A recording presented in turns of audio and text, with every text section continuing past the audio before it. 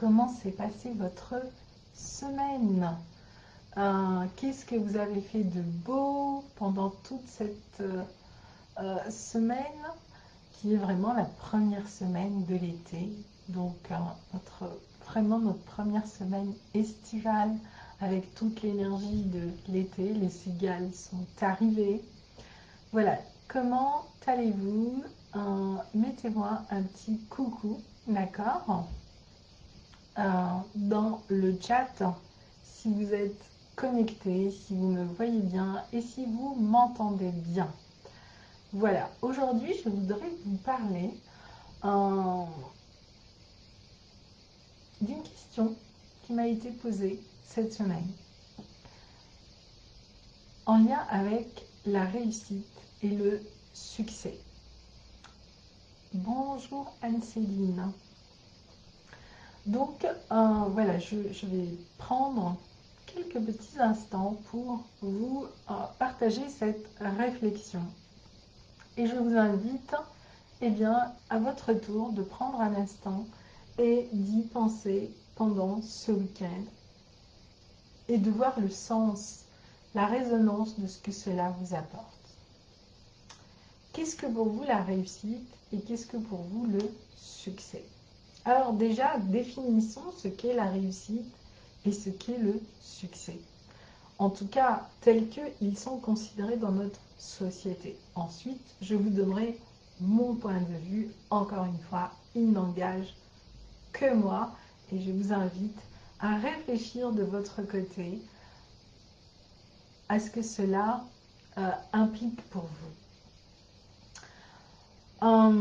Alors déjà, si vous pouvez me mettre dans le chat, c'est quoi pour vous la réussite? À quel moment de votre vie vous allez considérer que vous avez réussi quelque chose? Et à quel moment de votre vie vous allez considérer que vous êtes en succès par rapport à quelque chose? Puisque nous allons vraiment parler de ces deux éléments.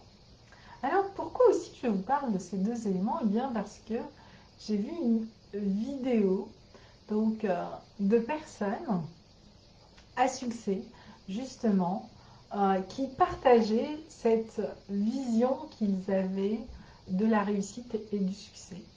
Cette vision qui est devenue quasiment aujourd'hui un standard qui, à mon sens, est source de beaucoup de frustration, de malheur,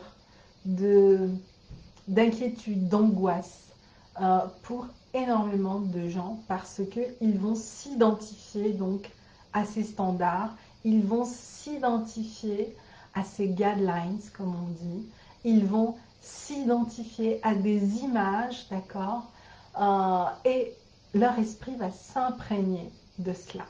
Et toute notre société aujourd'hui est construite autour de cela. Tout notre audimat est construit autour de cela. Alors, commençons par le succès. Parce que finalement, c'est beaucoup plus simple d'avoir du succès que de la réussite. Et pour cela, je vais plutôt vous donner des images, des idées de ce que peut être le succès. Et aujourd'hui, le web est un outil fantastique pour permettre à des milliers de gens d'avoir du succès, sans pour autant que ces personnes apportent de réelles valeurs ajoutées à la société. Le succès, eh bien par exemple, toutes ces personnes, les youtubeurs qui ont aujourd'hui des milliers, certains de millions de contacts, parce qu'ils vont promouvoir une certaine image, d'accord, une certaine image extrêmement virtuelle,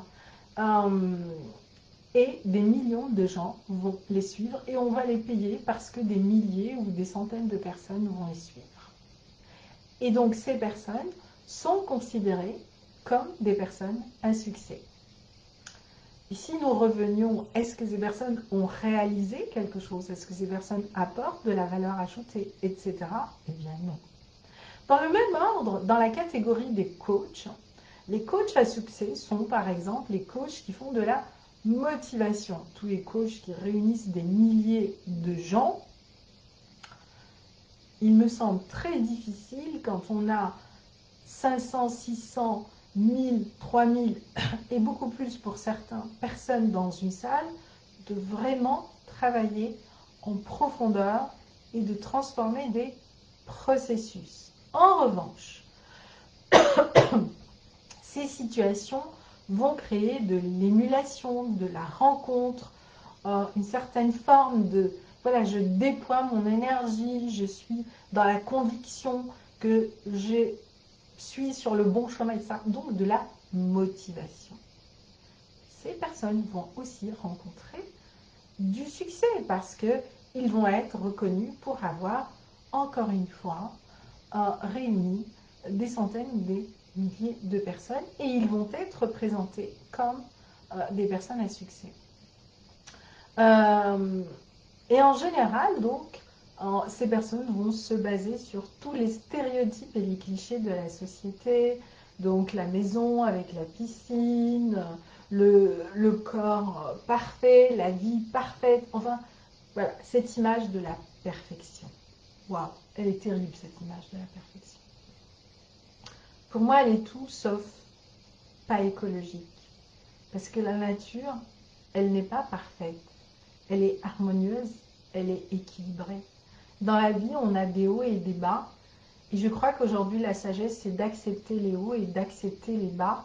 Et de faire des hauts comme des bas, des opportunités de rebondir, d'exprimer quelque chose. D'exprimer par exemple sa vulnérabilité. D'exprimer là où on est aujourd'hui, tout simplement. Et peut-être que là où on est aujourd'hui, ce n'est pas simple. Et c'est totalement ok. Mais le fait de l'exprimer, de le partager, de l'ouvrir aux autres dans la bienveillance, eh bien, cela nous permet d'avancer. Mais vous êtes d'accord avec moi qu'on ne peut pas ouvrir cette partie de là, de nous, devant des milliers de personnes. En revanche, on peut le faire dans un cercle, dans une communauté, où on sait que, voilà, on a une écoute bienveillante, on est en résonance avec ce qui nous entoure. Nous venons de passer du cap du succès à la réussite. Et oui, on réussit quelque chose lorsque nous entreprenons de créer une valeur ou une valeur ajoutée pour nous et pour le monde qui nous entoure. Pour nous, pour notre communauté, pour notre environnement, pour notre territoire. Et cela ne veut pas dire être en lien avec un nombre de milliers de personnes. Des personnes totalement non connues peuvent être des personnes avec une très grande réussite. Et je vais prendre un autre exemple. Tous ces grands penseurs du XVIIe, du XVIe siècle, certains même ont été totalement ignorés, d'autres bannis, sont des gens qui ont connu des réussites magistrales. Et pourtant, à leur époque, certains n'ont pas du tout été reconnus parce qu'ils dérangeaient, de par toute la nouveauté, de par le changement qu'ils apportent. Et oui, lorsqu'on va vers une réussite, on apporte du changement, on apporte de la modification. Et en général, on dérange. Et en général, on ne fédère pas.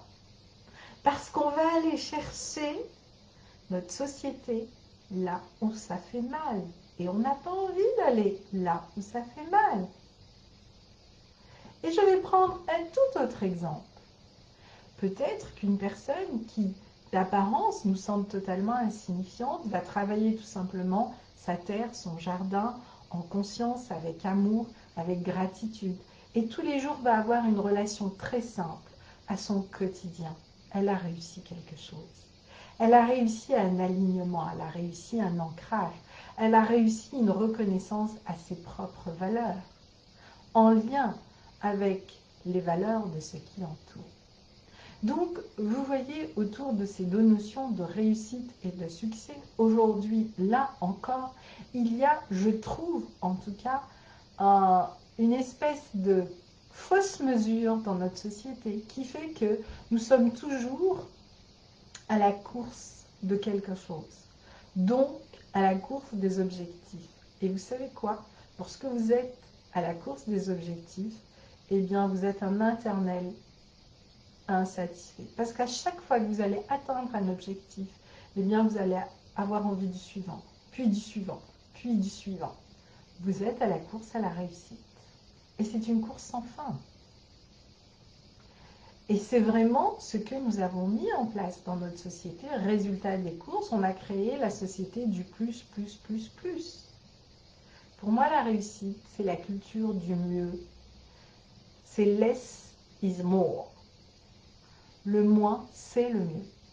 Et dans ce mieux, on va construire des relations vraies, construire des projets réels qui apportent une valeur au monde, qui laissent une empreinte une fois que l'on n'est plus là, qui inspirent d'autres personnes à aller beaucoup plus loin ou à faire la même chose que nous, qui nous intègrent à un territoire, à une communauté où l'on va pouvoir justement s'exprimer dans sa vulnérabilité avec ses forces et ses faiblesses, parce que nous sommes nos forces et nos faiblesses.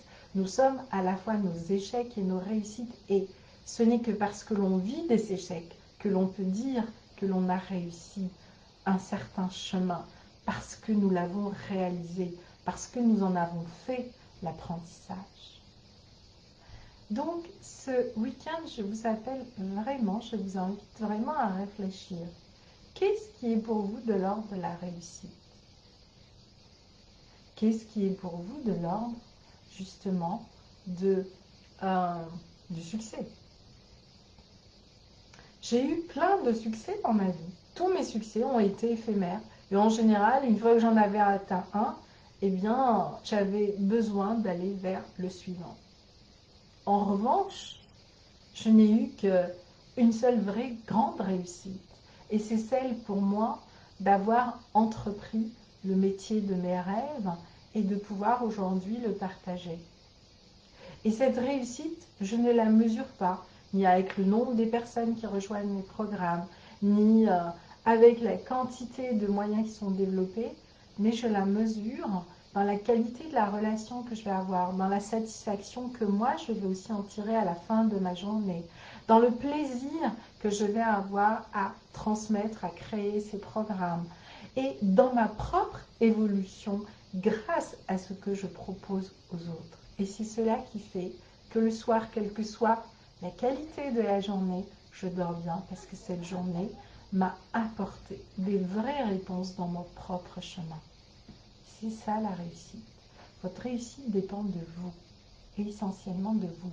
C'est une relation entre vous et vous. Le succès, c'est l'image que vont vous renvoyer les autres de cela. Et cette image, elle va être très différente en fonction des personnes auxquelles vous allez vous connecter, des objectifs que vous allez vous fixer à court terme, à moyen terme, à long terme, de la communauté qui va vous entourer. Et finalement, si quand vous avez cela, vous n'avez pas la tranquillité, je dirais, le bonheur d'être là où vous êtes, la simplicité de le vivre, eh bien, réfléchissez à vos critères en lien avec ce que vous avez mis en place pour la réussite et le succès. Maintenant, je reviens à un autre élément qui n'est pas des moindres dans ce processus. C'est l'argent. L'argent est aussi aujourd'hui totalement associé à ces deux notions. On gagne beaucoup d'argent, alors on va pouvoir l'étaler de plein de façons différentes et on va présenter cela à travers tous les stéréotypes de notre société, donc qui sont ceux de la consommation, la maison, etc. Enfin voilà, vous connaissez tous ces stéréotypes, la super voiture et autres. Et donc, on est dans le processus du plus. Mais peut-être que pour vous, votre standard, c'est d'être au fin fond d'une forêt tranquille, simplement entre vous et vous. C'est peut-être de partir au bout du monde, d'accord, mais avec pas grand-chose, mais vivre une expérience absolument grandiose. Créez vos standards.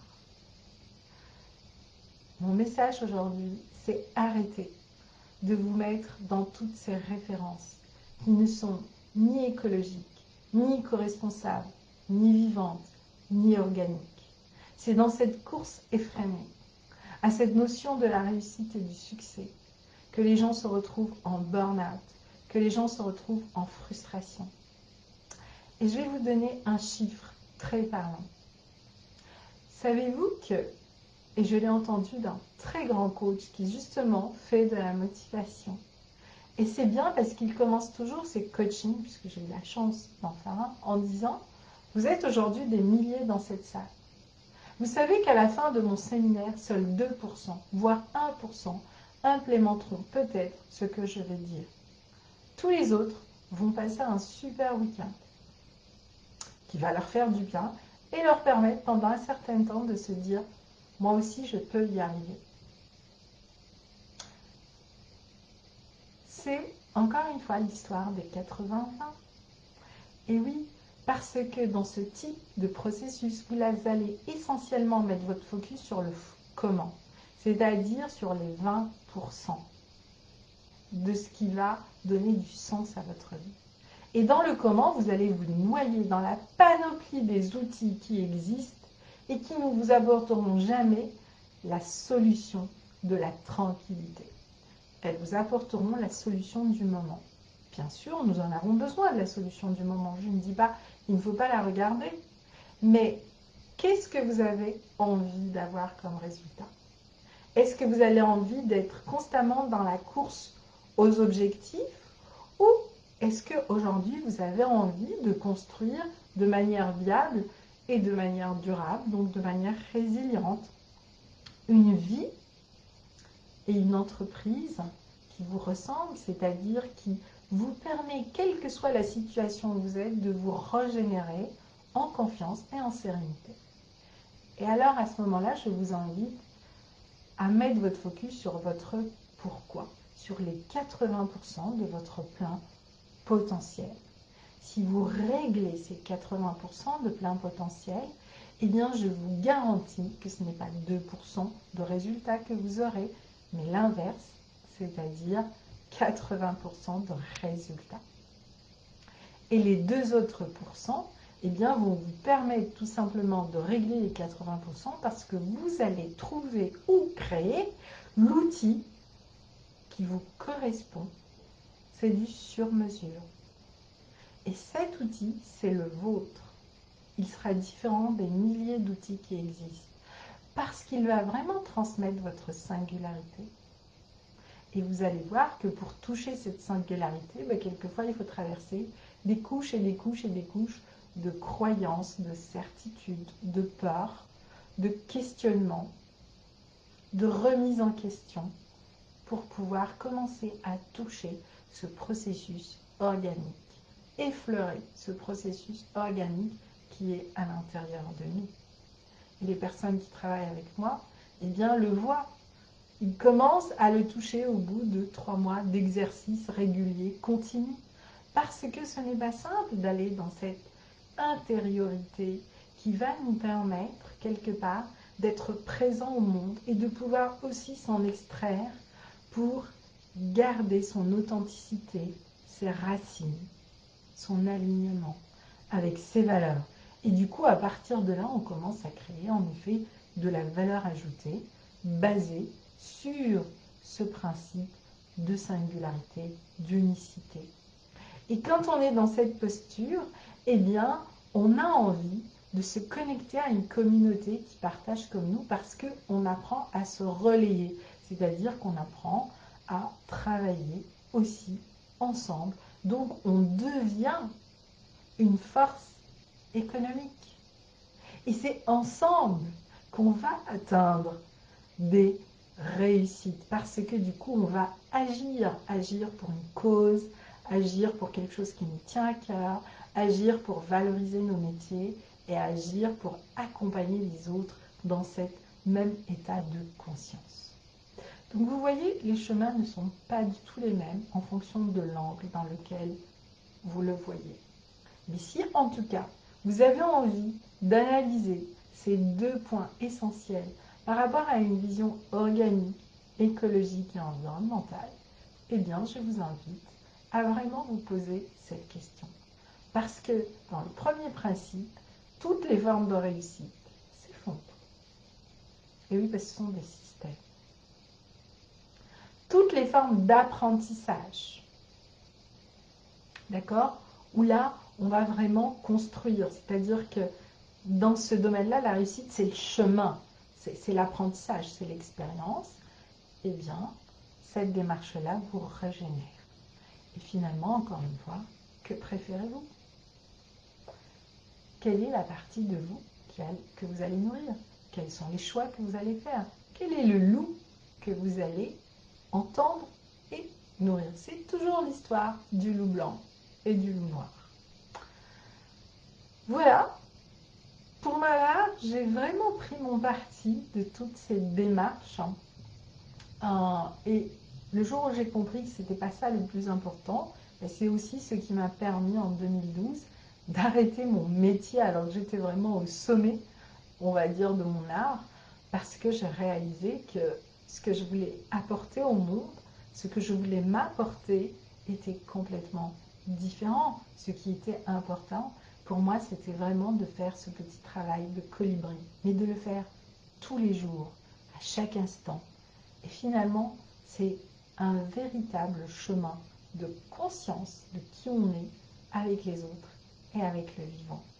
Et là, on se fait du bien, on fait du bien aux autres et surtout, on fait du bien à la planète. On n'a pas besoin de casser et de replanter des arbres. Tous les jours, on arrose les arbres et on leur permet de se régénérer dans leur propre écosystème. Voilà les amis, c'est encore l'expérience que je vous partage dans la formation de l'oasis dans le 3e module. Les 2 exemples que je vous présente sont une oasis et pourtant, un impact négatif sur l'écologie, l'environnement et même la santé, et l'autre, eh bien, il se fond totalement dans la nature, il en fait partie, il la valorise, il la rend encore plus belle. Que choisissez-vous? Et suite à ce live, eh bien, je vous invite à me partager dans le groupe ou dans la page Le bonheur dans la paume de la main. Et vous, que pensez-vous de ce qu'est pour vous la réussite et le succès? Et qu'aimeriez-vous réussir dans votre vie aujourd'hui? Qu'est-ce qui vous porte? Qu'est-ce qui a du sens pour vous? Et à partir de là, eh bien, l'exercice, c'est qu'êtes-vous prêt à mettre en place au quotidien pour y arriver? Je vous souhaite une excellente fin de semaine, puisque nous sommes déjà vendredi, donc un très très beau week-end. Et si cette vidéo, si ce live vous a inspiré, n'hésitez pas à le partager autour de vous. Et surtout, écrivez-moi vos commentaires, posez-moi d'autres questions pour que cela inspire des nouveaux lives et peut-être des nouvelles vidéos avec différents sujets, toujours en lien avec la nature, l'écologie, l'entrepreneuriat et la conscience du vivant. Je vous dis à très bientôt.